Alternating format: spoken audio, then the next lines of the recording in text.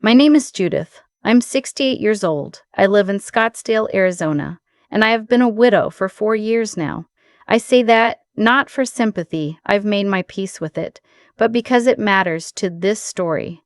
When you lose your husband after 39 years together, you learn very quickly who actually loves you and who simply loved what you could do for them. I learned that lesson again, much more painfully, on the afternoon of my 70th birthday.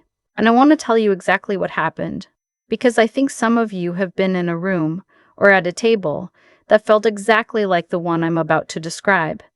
I have one son. His name is Nathan. He's 41, tall like his father, and he has his father's smile, which for a long time made it very hard for me to see clearly what was right in front of me. Nathan married his wife, Sandra, 7 years ago. The wedding was beautiful. I paid for most of it, not because anyone asked me to, but because I wanted to. That's who I was. That's who I had always been in this family. The one who wanted to. Sandra is smart, ambitious. She works in corporate real estate in Phoenix, and she is very good at what she does. I respected that about her. I still do, actually, even now. But there is a kind of person who is so accustomed to negotiating, to positioning, to always making sure the terms favor them, that they bring that same energy home, to the dinner table, to the family vacation, to their mother-in-law's birthday party. That is Sandra. I didn't always see it. Or maybe I saw it and kept finding excuses. Nathan loves her. She makes him happy. Or at least he told me she did. And I wanted to believe that, so I was generous. I want to be honest about that. I'm not telling you this to make myself look like a martyr. I was generous because I chose to be. When Nathan and Sandra bought their house in Tempe, I helped with the down payment. $35,000. The housing market was brutal that year, and they were going to lose the house otherwise. I had the money sitting in savings. It felt like the right thing to do. When Sandra's catering business had a rough patch 2 years later, she had started it as a side venture, and the first year was harder than expected. I loaned her $20,000, interest-free, to cover her supplier contracts. She paid me back about half of it. We've never discussed the other half. I stopped waiting. I'm not listing these things to keep score. I'm listing them because they're the background, the texture, the thing you need to understand before what I'm about to tell you makes any sense at all. My 70th birthday was in March. A milestone, obviously. My daughter-in-law brought it up first, actually. Back in January, she called me and said, "Judith, we have to do something really special. 70 is a big deal. Let us plan it."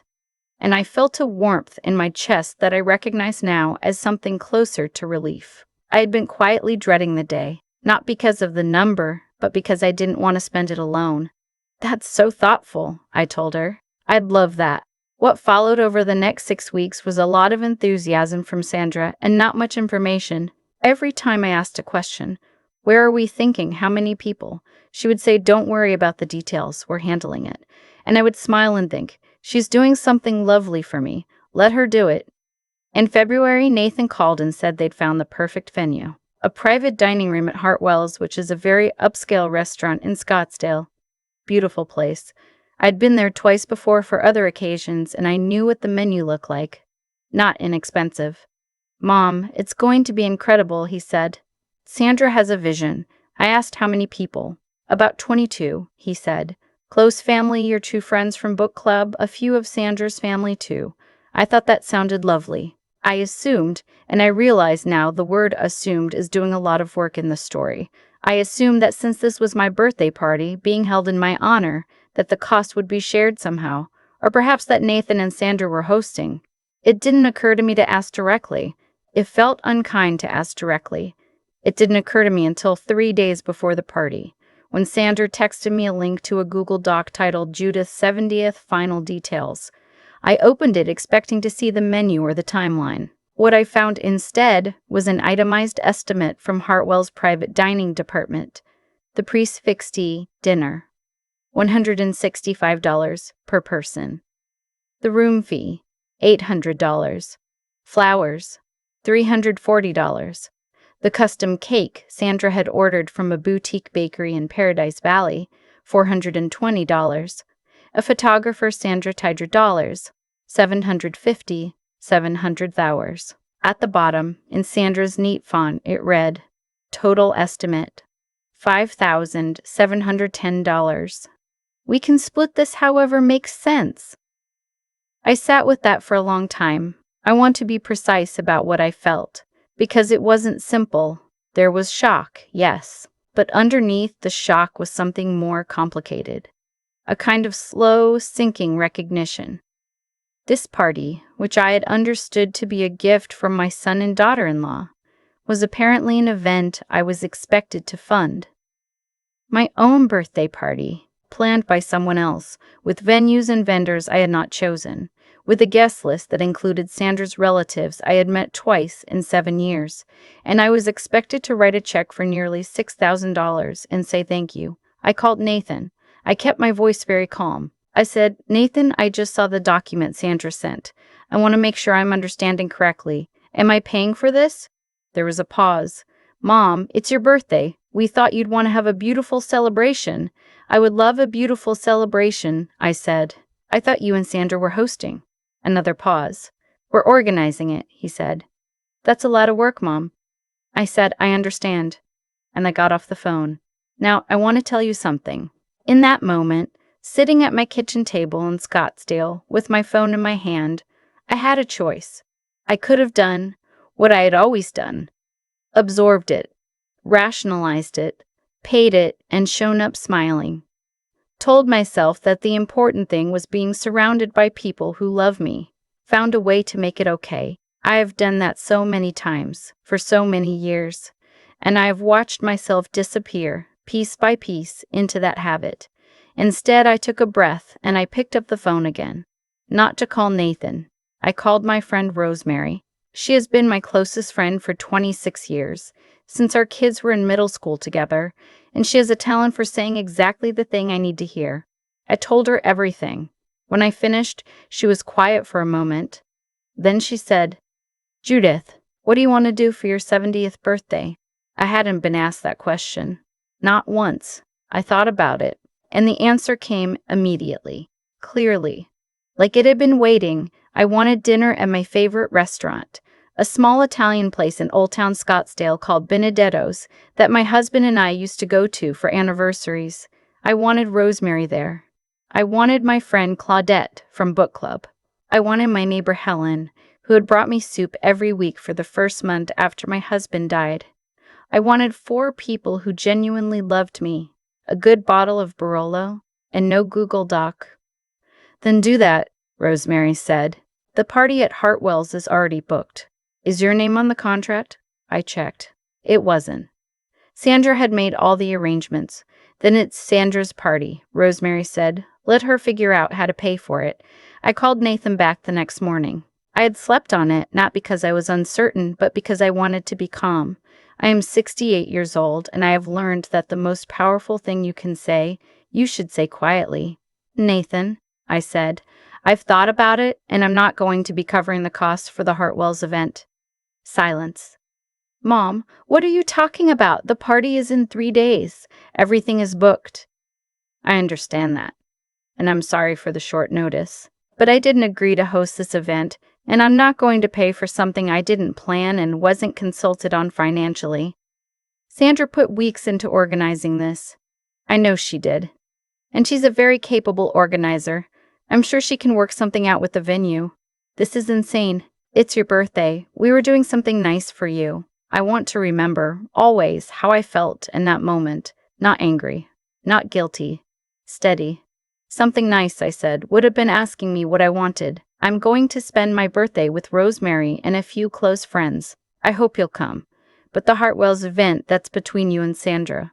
He hung up. Sandra called 20 minutes later. I had expected this. Her voice was controlled, professional, the voice she probably uses when a real estate deal starts going sideways. Judith, I think there's been a misunderstanding. I don't think there has been, I said. But I'm happy to talk if you'd like. We planned this entire party for you. Do you understand how much time went into this? The venue, the photographer, the florist, the cake. Sandra's voice was tightening. Do you have any idea what it took to book that private room? I'm sure it took a great deal of effort, I said, and I genuinely appreciate the intention. But I was never told I was expected to pay for it, and when I found out 3 days before the event through a Google Doc that the bill was nearly $6,000, I think you can understand why I was surprised. You have the money, Judith. There it was. There it finally, completely was. I let it sit in the air for a moment. That's true, I said. I do. And I get to choose what I do with it. I'm choosing not to spend it on this. I really do hope you're able to work something out. I hung up. My hands were shaking a little. I won't pretend they weren't, not from fear. From something more like adrenaline. The particular feeling of having said the true thing instead of the easy thing. I called Benedetto's. The owner, a lovely man named Antonio who had known my husband for years, answered himself. I explained I wanted to reserve their small corner table for 4, the one by the window, for Saturday evening. Mrs. Judith, he said, of course, we'll make it special. I texted Rosemary, Claudette, and Helen, come to Benedetto's Saturday, my birthday. Dress however you like. The response from all 3 was immediate and warm. What happened was Hartwell's, I heard afterward through Nathan, who eventually grudgingly told me the full story. Sandra had called the venue to explain the situation. Hartwell's private dining department, apparently, is not sympathetic to last-minute changes. The deposit, which was $1,200, was non-refundable. Sandra attempted to downsize the event. Several of the invited guests, once they were told that the party was now a casual family dinner instead of a milestone birthday celebration, declined to attend. The photographer was let go, but her deposit was non-refundable too. The cake had already been made, apparently a 3-tier affair with sugar flowers, and was delivered regardless. The event happened, from what I understand, with 9 people instead of 22. Nathan and Sandra and some of Sandra's relatives, mostly. My 2 book club friends, when Nathan called them to explain the change of plans, politely said they already had other commitments. They were coming to Benedetto's. My birthday dinner was on a Saturday in March, when the desert air in Scottsdale is still cool and perfect, and the bougainvillea is starting to bloom along the restaurant walls. We sat at that corner table for 3.5 hours. Antonio brought out a small dessert plate at the end with a candle, and the whole kitchen staff came out and sang, not prompted, just because that's the kind of place Benedetto's is. Rosemary gave a toast. She talked about who I had been when she met me and who I had become, and she said something that I wrote down when I got home so I wouldn't forget it. The bravest thing Judith ever did wasn't holding on. It was finally letting go of the things that were too heavy to carry. Claudette cried. Helen refilled my wine glass without asking, which is the mark of a true friend. I laughed more that evening than I had in years. Real, unguarded laughter. The kind that happens when you're not managing anyone's feelings, not watching the room, not making sure everyone else is comfortable, just being present with people who see you. The bill for the 4 of us, with a very good bottle of Barolo and dessert and coffee, came to $340. I paid it without thinking twice. Nathan didn't speak to me for almost 3 weeks after that. I missed him. I want to be honest about that. I'm not the kind of person who says I cut them off and felt nothing. I thought about him every day. I hoped he would call. He did, eventually. A Sunday morning, about 22 days later, I was in my garden, which is where I do my best thinking. Mom, he said, can we talk? We talked for a long time. It wasn't comfortable, and it wasn't the tearful reconciliation you see in movies. It was more like 2 people slowly and carefully saying true things to each other. He admitted that he had known, vaguely, that Sandra's plan assumed I would cover the costs. He had told himself it would be fine, because I always figured things out. He heard himself say it and understood, I think, how that sounded. I told him that I love him. I told him that nothing about that had changed. And I told him that I was done being the family ATM, that my money was mine, that my generosity was a choice and not a given, and that the next time someone made plans for me without asking me, I would make different plans. He was quiet for a while. Then he said, "That's fair, Mom." It wasn't an apology exactly, but it was something. Sandra and I have not had a direct conversation since my birthday. I've seen her twice at family dinners. Both times she was polite, and I was polite, and we kept a careful, respectful distance. Maybe that changes someday. Maybe it doesn't. I've stopped trying to predict what people will do and started paying more attention to what they've already shown me. What I know is this. I am 68 years old, and I have spent a very long time making myself smaller so that other people could feel bigger. I have paid for things I didn't choose. I have smiled at tables where I wasn't really welcome. I have told myself that keeping the peace was the same thing as being loved. It isn't. It was never the same thing. On the morning after my birthday dinner, I woke up early, as I always do, and I made coffee and sat on my back porch watching the sun come up over the Sonoran Desert. It was pink and gold and absolutely still, the way it gets in Scottsdale in March, right before the heat settles in for the season. And I thought, I am 70 years old today. I have a garden. I have Rosemary and Claudette and Helen. I have Rosemary and Claudette and Helen. I have a son who I believe is trying to be better. I have a table at Benedetto's where the owner knows my name. I have a life that is mine, fully mine, in a way it hasn't been in a very long time. I sat there until the coffee was gone, and then I went inside and called Rosemary, just to talk. Not because anything was wrong, because it's good to call the people you love for no reason at all, on an ordinary morning, just to hear their voice. That, I've decided, is what 70 looks like, and I'll take it. Tell me honestly, how many of you have done something similar, paid for something, organized something, shown up somewhere, not because anyone asked what you wanted, but because you thought keeping the peace was enough? If this story reached you today, maybe it's time to make your own reservation at that little restaurant, the one with the corner table, the one where they know your name. Leave a comment and tell me. I read every single one. I've been thinking about cause and effect a lot lately. Not in any grand philosophical way, just the quiet, practical kind. The kind where you sit on your back porch in the morning and trace the line backward from where you are now to every small choice that brought you here. For most of my adult life, I made a particular kind of choice. I chose to give without being asked. I chose to pay without being thanked. I chose to show up, fill in, cover the gap, smooth the moment over, and then I chose to tell myself that none of it was costing me anything. That is the story I told myself for decades. And here's what I know now. At 68, every choice compounds. The generous ones and the self-erasing ones alike.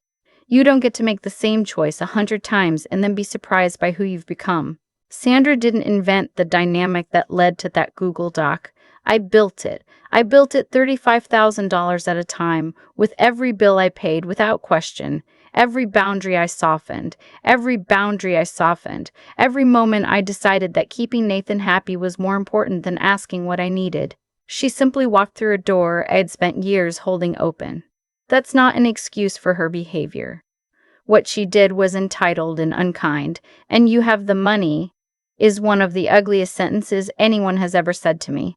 But I am honest enough, at this point in my life, to know that I had a hand in building the conditions that made her think she could say it. The night at Benedette's changed something in me. Not dramatically. I didn't walk out of there a different person. But I walked out knowing, in a way I hadn't fully known before, that my presence is worth something. That my 70th birthday deserved to be shaped by what I actually wanted, not by what someone else decided to organize and hand me the invoice for. There is a kind of wisdom that only comes from finally doing the thing you should have done years earlier and feeling how right it feels. That's what that evening was. Rosemary said I was brave. I don't know if that's the right word. I think what I was, finally, was honest. Honest about what I wanted. Honest about what I wasn't willing to absorb anymore. Honest with Nathan, in a way I had avoided for years, about the difference between love and convenience. Those are not the same thing. I loved him. I love him still. But I had let him treat my generosity like a convenience for long enough. The part that required the most courage wasn't canceling the Hartwell's plan. It was sitting with the discomfort afterward. The 3 weeks of silence from Nathan. The uncertainty of not knowing if the relationship would survive the honesty. That is the real test of character. Not the moment of decision, but the willingness to live with its consequences without immediately backpedaling to make everyone comfortable again. I didn't backpedal. And Nathan came back. Not perfectly, not with a speech, but he came back and he said something true. That has to count for something. What I want to say to anyone watching this is simply, the terms you accept early are the terms you'll live with later. You are not obligated to fund arrangements you didn't agree to. You are not selfish for asking what you want for your own birthday. And the people who genuinely love you, the Rosemarys and Claudettes and Helens of your life, will show up for you in a restaurant with a corner table and a candle, without a contract, without a Google Doc, and without expecting anything in return. That's the whole lesson. The rest is just details.